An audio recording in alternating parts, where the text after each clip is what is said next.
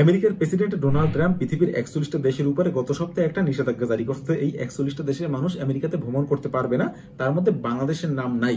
এখন বাংলাদেশের নাম না থাকে আমরা বাঙালিরা তো খুশি, কিন্তু পাকিস্তানের নাম আছে, আবার ভুটানের নাম আছে। আজকের এই ভিডিওতেই 41টা দেশের কোন কোন দেশ কোন কোন জোনে আছে, আর ভুটানের নাম কেন আছে, আর পাকিস্তানের নাম থাকাতে পাকিস্তানের যে অর্থনীতি বা এই 41টা দেশের অর্থনীতির উপর কি ধরনের প্রভাব পড়তে পারে, আর ট্রাম্প কেনই বা এই লিস্ট জারি করছে, সেগুলোই বিস্তারিত জানার চেষ্টা করব। আপনি নিউজে এই খবরগুলো দেখছেন, কিন্তু নিউজে আপনি নিউজ হিসেবে জানেন, যতটা আমি এতটুকু বললাম এতটুকু আপনি নিউজেও দেখছেন, কিন্তু এর পেছনের কারণগুলোই বলার চেষ্টা করব।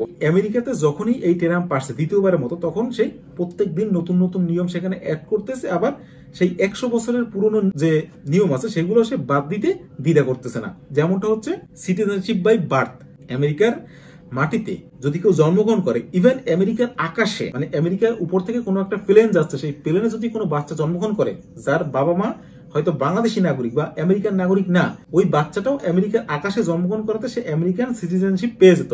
আবার আমেরিকার বাইরে, ধরুন আফগানিস্তানের কোনো একটা আমেরিকান আর্মি ক্যাম্পে যদি কোনো বাচ্চার জন্ম হয়, একজন আফগান মহিলার, যে হয়তো হসপিটালে যাওয়ার সুযোগ পায়নি বা হসপিটালে যাওয়ার সময় তার গাড়ি নষ্ট হয়ে গেছে, তাকে ওই ক্যাম্পে নিয়ে আসছে, ওই ক্যাম্পে যদি তার বাচ্চাটা হতো, তাহলে ওই বাচ্চাটা অটোমেটিক বাই বার্থ সে আমেরিকান সিটিজেনশিপ পেয়ে যেত। ডোনাল্ড ট্রাম্প কি করছে, এই সিটিজেনশিপ বাই বার্থ এটাকে খতম করে দিছে। কেন? কারণ প্রচুর মানুষ, বাংলাদেশ, ইন্ডিয়া, পাকিস্তান, এইসব জায়গা থেকে প্রচুর মানুষ, প্রচুর কাপেল 1 বছরের জন্য আমেরিকাতে যায়, এখানে গিয়ে একটা বাচ্চা জন্ম দেয় তারা, এরপরে ওই বাচ্চাটা জন্মগতভাবে আমেরিকান নাগরিকত্ব পায়, এরপরে চলে আসে। আবার পরবর্তীতে 18 বছর পরে গিয়ে দেখা যায় ওই বাচ্চাটা যখন ওইখানকার পুরোপুরি নাগরিক হয়ে যায়, তখন ওই বাচ্চাটার ইমিডিয়েট ফ্যামিলি মেম্বার হিসেবে এই বাবা মাও আমেরিকাতে চলে যায়। এই কারণে এই citizenship by birth Donald Trump খতম করে দিয়েছে। এখন আপনি হয়তো মনে করতে পারেন যে এই জিনিসটার সাথে এই ট্রাভেল ব্যানের কি সম্পর্ক আছে। এই যে 41টা দেশ, তার মধ্যে 3টা ডিভিশনে ভাগ করা হয়েছে, 3টা জোনে। একটা হচ্ছে রেড জোন, একটা হচ্ছে অরেঞ্জ জোন, একটা হচ্ছে ইয়েলো জোন। রেড জোনে যারা আছে এদের সবকিছু ব্যান, এরা ট্রাভেল করতে পারবে না, এরা বিজনেস করতে পারবে না, এরা ট্রেড করতে পারবে না, এরা কিচ্ছু করতে পারবে না। এই দেশগুলোর মধ্যে আছে আফগানিস্তানের অবশ্য থাকার কথা, কারণ আফগানিস্তান এখনো তাদের যে দেশ সেটাকে ঠিকঠাক গড়ে তুলতে পারেনি, আফগানিস্তানের উপর ব্যান থাকবে। এরপর আছে ভুটান, তারপরে কিউবা, ইরান, লিবিয়া, আরো অনেকগুলো দেশ আছে। এখন এই লিস্টে ভুটানেরও নাম আছে। এটা দেখে হয়তো আবার অনেকেরই, আপনি যদি বললাম না যে আমেরিকার যে পলিসি সম্পর্কে অবগত থাকেন, তাহলে আপনার মনে সবচেয়ে প্রশ্ন আসবে যে ভুটানের নামটা কেন আসছে এখানে, ভুটান কি করছে? ভুটানের নামটা আসার দুটো কারণ আছে। একটা হচ্ছে ভুটানের সাথে আমেরিকার তেমন কোনো সম্পর্ক নাই, আমেরিকাতে ভুটানের কোনো ডিপ্লোম্যাটিক রিলেশনও নাই, আমেরিকার কোনো যে এম্বাসি সেটাও ভুটানে নাই, ভুটানের কোনো এম্বাসিও আমেরিকাতে নাই। ভুটানের দরকার পড়ে না, ভুটান এমনিতে একটা ছোট দেশ, সেখানকার মানুষ অল্প, তাদের নিড পড়ে নাই আমেরিকার সাথে বা ইউরোপের। ভুটানের অনেকগুলো দেশের সাথে, পৃথিবীর অনেকগুলো দেশের ম্যাক্সিমাম দেশের সাথে কোনো ডিপ্লোম্যাটিক রিলেশন নাই। এখন এই কারণে হতে পারে যে সেখানে যেহেতু কোনো ডিপ্লোম্যাটিক রিলেশন নাই, এম্বাসি নাই, সেহেতু এই যে নামটা এরপরে বি মানে ভুটান, এইটা অটোমেটিক ডিফল্ট হিসেবে এখানে চলে আসতে পারে। আরেকটা কারণ হচ্ছে ট্রাম্প অ্যারোগেন্স মানুষ, সে হয়তো মনে করতে পারে যে ভুটান এত ছোট্ট একটা দেশ, আমাদেরকে আমেরিকাকে মানে না, আবার যদি আমেরিকার কোনো নাগরিককে ভুটানে যেতে হয় তাহলেও ইন্ডিয়ার পারমিশন নিয়ে তারপর যেতে হবে, ইন্ডিয়ার উপর থেকে যেতে হবে, এত ছোট একটা দেশ। এই অ্যারোগেন্সের কারণে হয়তো এই ভুটানের নামটা আসতে পারে। তবে ধারণা করা হচ্ছে এটা ডিফল্ট মানে ভুল হিসেবে আসছে, পরবর্তীতে হয়তো এটাকে চেঞ্জ করে দিবে। যদিও ডোনাল্ড ট্রাম্প একবার এই ভুটানকে বাটন বলে আখ্যায়িত করেছিলেন তার ভাষণে। এরপরে আছে অরেঞ্জ জোন। এই অরেঞ্জ জোনে কারা আছে, এটা হচ্ছে main matter. Visa sharply restricted, মানে হচ্ছে একটা দেশের গুটি কয়েক মানুষ আমেরিকাতে যেতে পারবে। এখন তার আগে আরেকটা নিউজ বলে নেই, সিটিজেনশিপ বাই বার্থ খতম করার পরে ডোনাল্ড ট্রাম্প নতুন আবার একটা নিয়ম নিয়ে আসছে, যেটা হচ্ছে আপনি আমেরিকান নাগরিকত্ব কিনতে পারবেন। হ্যাঁ, আপনি আমেরিকান নাগরিকত্ব কিনতে পারবেন $50 লাখ দিয়ে। আপনার কাছে যদি $50 লাখ থাকে, আপনি অনায়াসে আমেরিকান নাগরিকত্ব কিনতে পারবেন। এই যে অরেঞ্জ লিস্টে যেসব দেশের নাম আছে, পাকিস্তান, লাওস, মায়ানমার, বেলারুস, এই যে দেশগুলো আছে, এইসব দেশের মানুষের জন্য শার্পলি রেস্ট্রিক্টেড, মানে হচ্ছে ওইসব দেশের কিছু অংশ মানুষ আমেরিকাতে যেতে পারবে, কিন্তু ওইসব দেশের সব মানুষ আমেরিকার ভিসার জন্য অ্যাপ্লাই করতে পারবে না বা যেতেও পারবে না। এমনকি হায়ার ক্লাসের মানুষও না, শুধুমাত্র গুটি কয়েক মানুষ। এখন এইটা কেন করছে? ট্রাম্প হচ্ছে একজন ব্যবসায়ী মানুষ, তার কথা হচ্ছে তুমি যদি $50 লাখ দিতে পারো তাহলে আসো, এই জন্য তোমার উপরে ভিসা পুরোপুরি বন্ধ না, শার্পলি রেস্ট্রিক্টেড করে রাখছে। যে ব্যক্তি $50 লাখ দিতে পারবে সে যাও, তার জন্য ভিসা ওপেন আছে।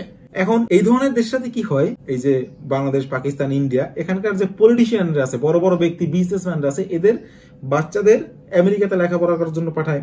ব্যবসা হচ্ছে এদের আমেরিকার মতো, পৃথিবীর সবচেয়ে বড় মার্কেট প্লেস হচ্ছে আমেরিকা। এখন আমেরিকা যদি কোনো দেশের উপরে এই ধরনের ভ্রমণ নিষেধাজ্ঞা জারি করে, তাহলে কি হয়, ওই দেশের অর্থনীতিতে ধস নামে, যেটা এই পাকিস্তানের উপর অলরেডি নামা শুরু হয়েছে। যে বাকি দেশগুলো আছে ইউরো লিস্টে, এই দেশগুলোকে 60 দিনের সময় দেওয়া হয়েছে যে তোমাদের দেশ থেকে বিভিন্ন মানুষ ইল্লিগাল ভাবে এসে এখানে বিভিন্ন ধরনের অপরাধ ঘটায়, তো তোমরা নিজেরা এই জিনিসগুলোকে 60 দিনের মধ্যে ফাইন্ড আউট করে নিজেরা রিপোর্ট জমা দাও। যদি না দিতে পারো তাহলে তোমাদের এই দেশগুলোকেও অরেঞ্জ লিস্টে বা রেড লিস্টে নিয়ে আসা হবে। এখন দেখেন, এখানে পাকিস্তানের সমস্যা সবচেয়ে বেশি আমাদের এই আশেপাশে যারা আছে তাদের মধ্যে, পাকিস্তান, মায়ানমার বা এই অরেঞ্জ জোনে যারা আছে। কেন? আপনি বলবেন যে আমি পাকিস্তানের নাগরিক, আমার উপর ভিসা ব্যান লাগাইছো, সমস্যা কি? অ্যারোগেন্স দেখাইতে পারেন যে আমি যাব না আমেরিকায়। বাংলাদেশের উপর যদি এই ভিসা ব্যান লাগানো হতো, এই লিস্টে যদি বাংলাদেশের নাম থাকতো, তাহলে আপনি হয়তো বলতে পারতেন যে কি হয়েছে, যাবো না আমি আমেরিকায়, আমেরিকা না গিয়ে কি আমি থাকতে পারবো না? পারবেন।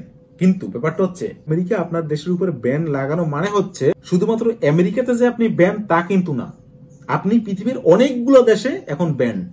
কিভাবে? আপনাকে সিম্পল একটা জিনিস বোঝাই, আপনি যেখান থেকে আপনার লাভ হবে, লসও সেখান থেকেই আসবে, আপনার সম্মান যেখান থেকে আসবে, অসম্মানও সেখান থেকেই আসবে। তো ঠিক সেরকম ধরুন বাংলাদেশি পাসপোর্ট হিসেবে আমি উদাহরণ দিই, বাংলাদেশি পাসপোর্ট যেটা হচ্ছে অতটা শক্ত পাসপোর্ট না, আমাদের শক্তিশালী পাসপোর্ট না। তো আমাদের পৃথিবীর বিভিন্ন দেশে যেতে হলে ভিসা ওয়েটিং লিস্টে থাকতে হয় প্রচুর দিন, তারপরেও ভিসা ক্যান্সেল হয়ে যায় বেশিরভাগ ক্ষেত্রে। যদি পাকিস্তানি হয় তাহলে তো কথাই নেই, যে পাকিস্তানি হলে তাকে ভিসাই দিবে না, অনেক দেশ আছে। কিন্তু ওই পাকিস্তানি পাসপোর্টে যদি আমেরিকান ভিসা লাগানো থাকে, বাংলাদেশি পাসপোর্টে যখন আমেরিকান ভিসাটা লাগানো থাকে, তখন ওই পাসপোর্টটার যে মূল্য সেটা অনেক বেড়ে যায়। তখন পৃথিবীর অনেক দেশে আপনাকে without visa on arrival entry করতে পারবেন। আর যে কোনো দেশের ভিসার জন্য যদি আপনি অ্যাপ্লাই করেন, তাহলে আপনার ভিসা পাওয়ার চান্স 100% বেড়ে যায়। আমেরিকার ভিসা লাগানো থাকা মানে হচ্ছে আপনার ভিসা পাওয়ার চান্স অন্য যে কোনো দেশের জন্য 100% বেড়ে যায়। ঠিক তেমনি যদি আমেরিকা আপনার ভিসার উপর ব্যান লাগায়, সেক্ষেত্রেও একদম তার উল্টোটাই ঘটবে। আপনি যদি কোনো দেশের জন্য ভিসা অ্যাপ্লাই করেন, তাহলে আপনাকে তারা ভিসা দিবে না। ধরুন আপনি পাকিস্তানি, এখন বর্তমানে আপনার পাকিস্তানের উপর আমেরিকা ব্যান লাগানো আছে, এখন আপনি এমন একটা দেশের জন্য ভিসা অ্যাপ্লাই করলেন, দেশের সাথে পাকিস্তানের কোনো শত্রুতা নাই, কিন্তু তারপর আপনাকে ভিসা দেবে না। কেন? কারণ আমেরিকা আপনার উপর ব্যান লাগাইছে। এখন আপনি যদি সেই দেশে গিয়ে, মানে একজন পাকিস্তানের নাগরিক যদি সেই দেশে গিয়ে কোনো ধরনের কোনো অঘটন ঘটায়, এরপর যদি ওই দেশ আমেরিকার কাছে হেল্প চায়, তাহলে আমেরিকা বলবে যে আমি তো ওকে ব্যান করে রাখছি, তুমি কেন ঢুকতে দিছো? আমেরিকাও তার সাপোর্টে আসবে না। এই জন্য ওই দেশ কি করবে, আগে থেকেই আমেরিকা যাদের উপরে ভিসা ব্যান লাগাইছে তাদেরকে সে নিজেও ঢুকতে দিবে না। এরকম পৃথিবীর অনেকগুলো দেশ এখন করবে। এছাড়াও এই যে ট্রেড, সবচেয়ে বড় ট্রেড হচ্ছে আমেরিকান মার্কেট। আমেরিকান মার্কেটে এই দেশগুলো ট্রেড করতে পারবে না, তার মানে এই দেশগুলোর উপর অটোমেটিক অর্থনৈতিক ধস নেমে গেছে, তাদের যে শেয়ার সেখানে ধস নামছে। অর্থাৎ এই দেশগুলোকে এক ধরনের বিপর্যয়ের মুখে ঠেলে দিছে ট্রাম্প। এখন ট্রাম্প কেন করতেছে? শুধুমাত্র প্রিভিলেজড লোকদের জন্য। ট্রাম্প চাই হচ্ছে এটা যে যারা বড় লোক আছো, প্রিভিলেজড আছো, আমেরিকান নাগরিক আছো, আমরাই থাকবো। এটাই হবে আস্তে আস্তে। আমি আরো একটা ভিডিও বানাবো এটার উপরে যে আসলে কি চাই এই দেশগুলো। তবে একটা ভবিষ্যৎবাণী করি যে আজ থেকে 50 বছর পরে পৃথিবী থেকে প্রায় 50টারও বেশি দেশ হারিয়ে যাবে। এটা মনে রাখেন। কিভাবে হারিয়ে যাবে সেটা নিয়ে পরে একটা ভিডিও বানাবো। ছোট ছোট বহুত দেশ আছে যেগুলো এই ম্যাপ থেকে হারিয়ে যাবে, বিভিন্ন দেশের সাথে মার্জ হয়ে যাবে। এরই হচ্ছে একটা শুরু হচ্ছে এই ডোনাল্ড ট্রাম্প করে যাচ্ছে। ভিডিও যারা দেখেন তারা বেশিরভাগ লোকই সাবস্ক্রাইব করেন না। যদি সম্ভব হয় চ্যানেলটিকে সাবস্ক্রাইব করবেন, ভিডিওটিকে একটা লাইক দিবেন। Thank you.